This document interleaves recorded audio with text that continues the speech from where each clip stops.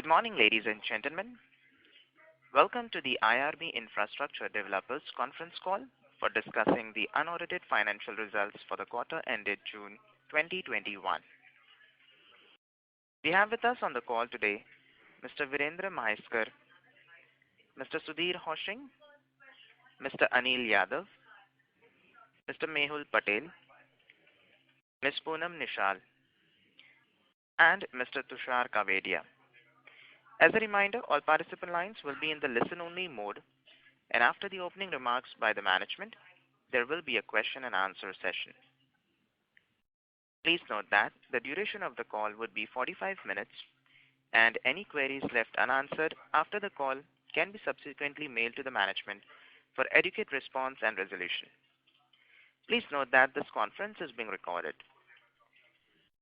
I now request Mr. Anil Yadav to give you an overview of the significant developments during the quarter. Thank you, and over to you, sir. Good morning, everyone. I would like to welcome all the investors and analysts on the call. Trust you and your family are well and safe. Hope you all have been able to go through our detailed number as well as presentation release. We have completed US BOT project towards end of May and got a tariff revision of 55%.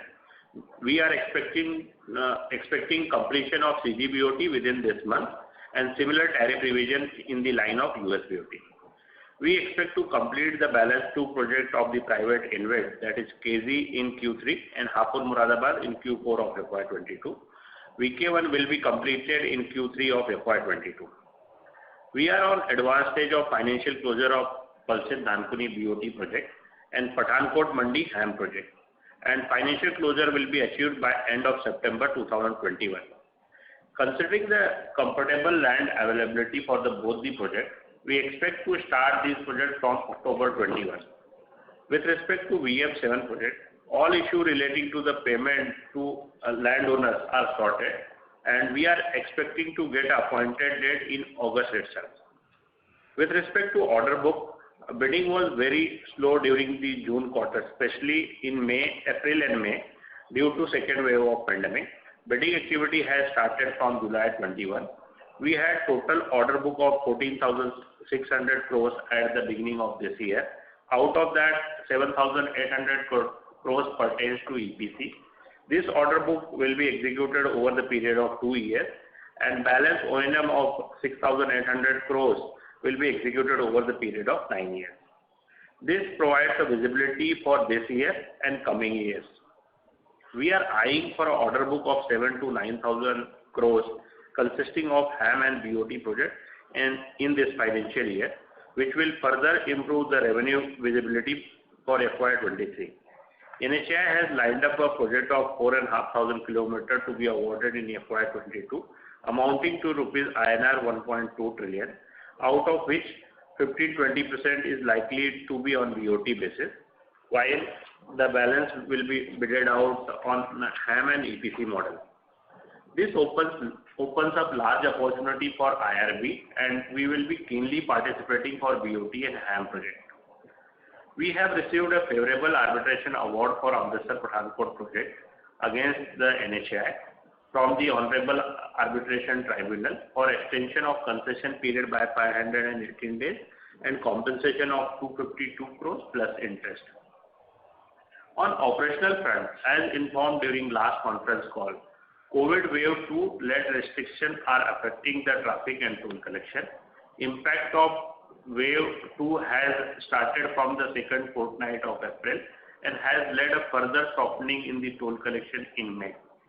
We have seen improvement in toll collection from second week of June. Overall toll collection for the quarter has improved to the extent. Overall toll collection for the quarter was impacted to the extent of 20 to 25% as compared to toll revenue in the trailing quarter. Toll collection in July is encouraging in spite of the partial restriction imposed by various state governments and heavy rainfall in the month of July. The impact of wave 2 pandemic was much lower as compared to wave 1. Average toll collection per day for the IRB and IRB InvIT private InvIT portfolio of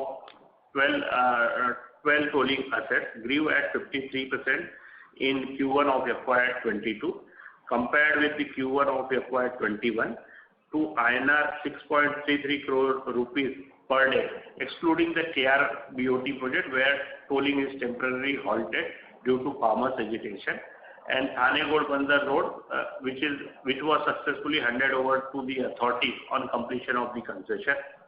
Contribution from Thane Ghodbunder was 1% in the group revenue. Our flagship project Mumbai-Pune reported a growth of 61% in Q1 of FY22 compared to Q1 of FY21 in average per day collection for the quarter. Execution momentum for construction continued. EPC witnessed 65% growth in Q1 FY22 as compared to Q1 of FY21. Further, various reputed global agencies are continuing with their forecast for India's GDP in high single digit for FY22. RBI forecast for GDP growth is 9.5% as per their policy dated August 6, 2021, which would correspondingly reflect in the traffic growth for our project. Effective from 1st April 2021, tariffs have been revised and increased by 3.9% across the NHAI project. Rising inflation would improve these numbers for subsequent years. We thus expect robust growth in collection for ensuing years. Wave 2 COVID had minimum impact on the construction. Execution was strong during this quarter. Total outstanding order book stood at rupees 13,300 crores as on June 30, 2021. With this, I would request Tushar to take you through financial analysis before the Q&A session. Over to you, Tushar. Thank you, sir. Now I'll present the financial analysis for Q1 FY22 versus Q1 FY21. The total consolidated income for Q1 FY22 has increased to rupees 1,670 crores from rupees 1,073 crores, increased by 56% over Q1 FY21. The consolidated toll revenue for Q1 FY22 has increased to rupees 374 crores from rupees 262 crores for Q1 FY21, increased by 43%. The consolidated construction revenue for Q1 FY22 has increased to rupees 1,252 crores from rupees 760 crores over Q1 FY21, increased by 65%. EBITDA for Q1 FY22 has increased to rupees 745 crores from rupees 529 crores, increased by 41% over Q1 FY21. Interest costs have increased by 28% to rupees 468 crores in Q1 FY22 from rupees 366 crores in Q1 FY21. Depreciation has increased by 62% to rupees 136 crores in Q1 FY22 from rupees 84 crores in Q1 FY21. PBT has increased to rupees 141 crores in Q1 FY22 from rupees 79 crores, increased by 79% over Q1 FY21. PAT including share of loss from JV, the profit for Q1 FY22 has increased to rupees 72 crores as against loss of rupees 30 crores in Q1 FY21, increased by 339%. Now request moderator to open the session for question and answers. Thank you very much. We will now begin the question and answer session. Anyone who wishes to ask a question may press star and 1 on their touchtone telephone. If you wish to remove yourself from the question queue, you may press star and 2. Participants are requested to use handsets while asking a question. Ladies and gentlemen, we will wait for a moment while the question queue assembles. Reminder to the participants, anyone who wishes to ask a question may press star and 1 at this time. The first question is from the line of Pradeep Kumar from DAM Capital. Please go ahead. Hi, this is Mohit Kumar from DAM Capital. Sir, my good morning and congratulations on good set of numbers. My first question is I don't know whether I missed it. on your commentary on the toll revenues, but can you please comment again on the toll revenues for July, how it has panned out, how it is improving compared to last year, and is it back to normal? And especially Mumbai, Pune, how is it faring right now? And the related question is on the capital Rajasthan is, I think, still we are not collecting the revenues. Is there any thought process that I think the agreement allows you to return back the road if the toll collection is suspended for a very, very long time? Those are two questions.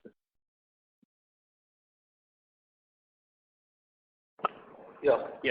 So with respect to the toll collection, as we have basically covered in our opening remark also, the growth in July is quite increasing in spite of the impact of the monsoon, and we are reaching to level of pre-COVID level in terms of the toll collection. Now coming to the Kaithal Rajasthan project, there based on the NHAI circular, we will be getting paid 50% of the interest and O&M obligation, which translates to around 60 to 70% of the revenue. And there will be, to that extent, there will be cash compensation, and plus there will be extension in the concession period for almost equivalent days to ensure the NPV neutral. So considering that, I think we will not go for the termination, and we will accept the cash compensation for the project.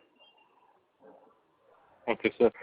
Secondly, lastly, on the bidding opportunities, especially for the toll roads, have you seen any more packages coming up, or we will be bidding only for HAM for meanwhile? Presently, there are a few state projects which have been announced on BOT. We are looking at those also, and we are told that at least 10 to 15% of the 4,500 kilometers that NHAI intends to bid out for this year would be coming up on BOT basis.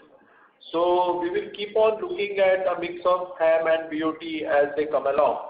And as we said in the opening commentary, 7 to 10,000 crores worth of projects is what we would like to look in terms of bagging for the financial year. And sir, by the state project, I think you are referring to the UP BOT, UP Ganga Expressway, right? Yes, there are a couple of states where these opportunities are showing up. But so how is the traffic projection, and are we confident, given that it's a completely greenfield project, why is it to bid for these projects? So too early to say, because there are, one is right, the Greenfield Expressway, plus there is another project which is also has come up on BOT. So we will look at the opportunity.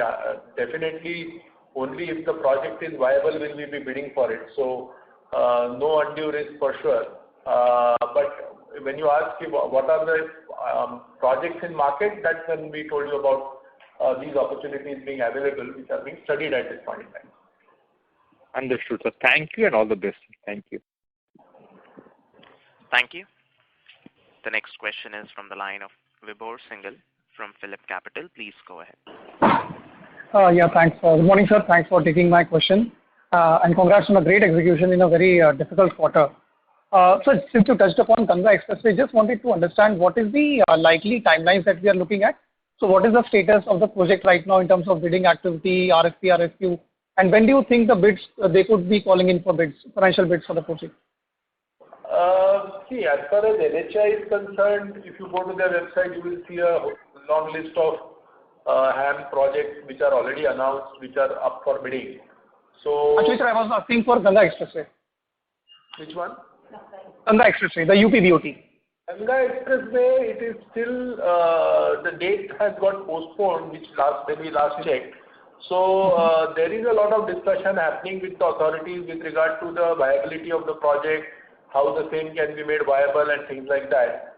So it might take a couple more months is my guess. Sure, sir. Great, sir. Sir, just also wanted to pick your brain on the EPC revenues. So we saw very strong execution in this quarter. Typically, sir, even if there is no COVID, we tend to see 4Q as a peak quarter, and typically the first quarter of every financial year tends to be slightly lower than 4Q because 4Q being the peak execution quarter. This time we've actually done even better than what we did 4Q, despite the fact that in 1Q we were also impacted by second wave of COVID. So could you just maybe highlight as to what exactly led us to such strong execution, and was there a higher component of O&M revenue in this quarter as well? No, I think we have given you the breakup of private InvIT, public InvIT, and the IRP concession.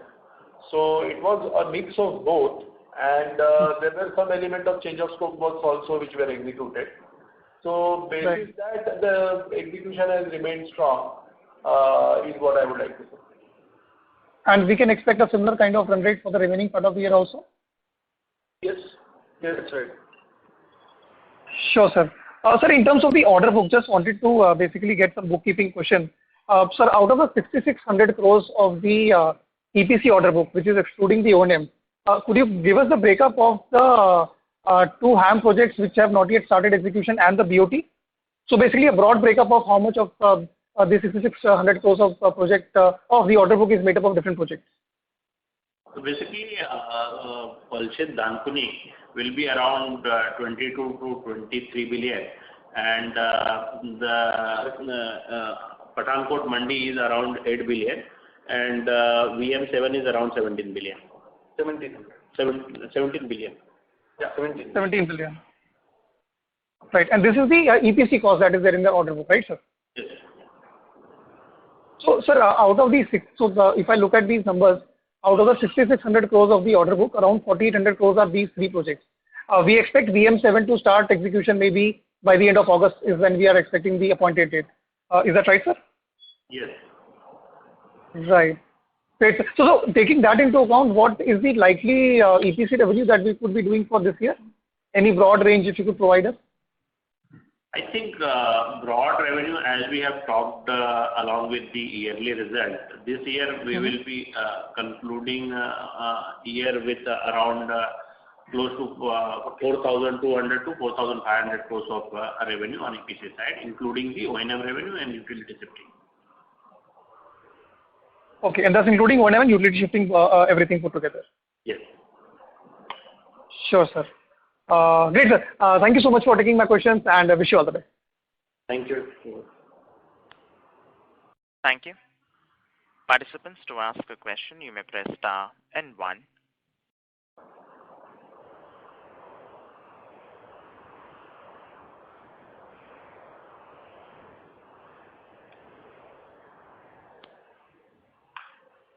Reminder to the participants, anyone who wishes to ask a question may press star and 1. I think there is no more questions. So we have questions in the queue now. The next question is from the line of Tina Virmani from Kotak Institutional Equities. Please go ahead. Hi, sir. Congratulations for a good set of numbers. Sir, my question is regarding the equity commitment which will be required for these three new projects. So how will it be spread over next 2.5 years? Like in 22, I believe it will be lower. Then how is it spread? If you can give some idea on that. Yeah. So equity requirement for these three new projects for this year would be around 300 crores. Next year 200, and balance in the third year. Or maybe you can say 300 this year, 200 thereafter, and next year 200. So this includes the private InvIT 125 crores of balance equity also, Tina. Okay. Okay. This includes that. Yes. So roughly, if I will exclude the private InvIT, it will be close to 200 crores of equity which will be required for the new 3 assets. Okay. And so will GIC partnership be there for Pathankot and VM7 project also? Are they looking to partner into these two remaining projects also? No, they would be participating in the Bengal BOT, not in the HAM project. Okay. And sir, on this Amritsar Pathankot project, where you have where the award is in your favor for a compensation of 2.5 billion, by when do you plan? By when do you expect to receive this amount from NHAI? See, right now the award has been pronounced. Now they have a set process where they will first decide whether they want to challenge or conciliate and close. In case they decide to conciliate and close, we will go by that method. If that happens, then we can expect the compensation in this financial year itself. Okay. So there is a possibility that they may also go for challenging this amount. We will have the clarity maybe in a month or two as to how it's going, because it's a very strong award. So I would not like to comment much right now, but as soon as we have more clarity, we will be more than keen to share that. Sure, sir. And lastly, on the expected amount, which is around 3,100 crore, which you are supposed to receive for private InvIT related projects. Any idea on the timeline or what are the developments on that front for receiving this amount? The second tranche of rights has just happened, so we will now be first deploying that capital. So you can expect the balance to come in close to end of this financial year. No, sir. The pending receivables which you had from the private InvIT. Oh, so the claim amount you mean? Yes. Okay. So the claims are at various stages, and as it will go through an arbitration process. So in a year or two is what we can say that we will have much brighter visibility on this, because it like what we have seen in the Amritsar Pathankot project also, because it was in the older regime, it took a little longer of almost 2-3 years. But now with the smaller arbitration process, maybe in a year or two, we should be able to see much larger visibility coming on this. Okay. So is there an overall general positive sentiment from NHAI to carry out this arbitration process faster, or I mean there might have been certain disruptions because of COVID in Q1 and to some extent in last year also. But is there any change in the mindset from NHAI to put this process on fast track so that things become more clear for NHAI and even for the companies to bid for new projects? Yes, that's correct. There is a clear mindset to run the arbitration process in an accelerated manner.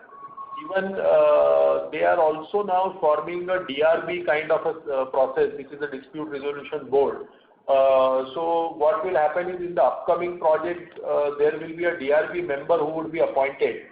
And during the execution of the project itself, if there are any disputes, the board will have the powers to settle those then and there, so that these claims don't accumulate and hit the project at a later date. So they are proactively trying to ensure that there are least possible disputes and the project runs in a harmonious manner. Okay, sir. Got it. Thanks a lot. These are my questions. Thank you. Thank you. Participants, to ask a question, you may press star and 1. The next question is from the line of Vibhor Singhal from Phillip Capital. Please go ahead. Yeah, thanks for taking my question again. So just on that Amritsar Pathankot arbitration that you mentioned, sir, even if NHAI decides to appeal in the higher court or any other judicial body, we can still utilize that Niti Aayog circular which came 3 years back and avail 75% of that claim amount against bank guarantees, right? That's correct. So we, I know it's speculation right now, but in case they decide to appeal, we would be availing that. I'm assuming. Yes. Sure, sir. And also, sir, in this case, the cash comes in whenever. That's a different thing. But since we have won this arbitration, will we be booking this as part of our revenues in the coming quarter in our financials? I think, Vibhor, as we will receive the certainty, at that time we will be booking it as a revenue. Sure, sir. Great. Also, sir, just last bookkeeping question. If you could just let me know the standalone debt at the end of the quarter. Yes. So standalone debt remained at the same level what it was last quarter. In fact, there was a reduction of 50 crore in the standalone debt, and net debt will be close to 4,000 crores, and gross debt will be close to 6,000 crores. Right. Sure. Great. Thank you so much, sir. Thanks for taking my questions, and wish you all the best again. Thank you. Thank you. The next question is from the line of Ramesh Raizada from Apical Capital Advisors. Please go ahead. Morning. Congratulations on your result. I wanted to, ask about the EPC business. Are we centric only for EPC on the road side, or are we looking for opportunities of EPC contracts on other, like airports, other infrastructure projects? Thank you. Sir, we are focused in the road sector also, and going forward also our focus will be in road sector only. We will be bidding HAM and BOT project in the road sector. No more, you won't be looking at other EPC opportunities in India, right? Other than besides roads and this thing. No. I think there is ample visibility on the highway contracting. So we would not like to digress away from highway contracting, and we'll look at opportunities across TOT, BOT and HAM in that manner as far as road sector is concerned. We wouldn't be interested in digressing outside the road space.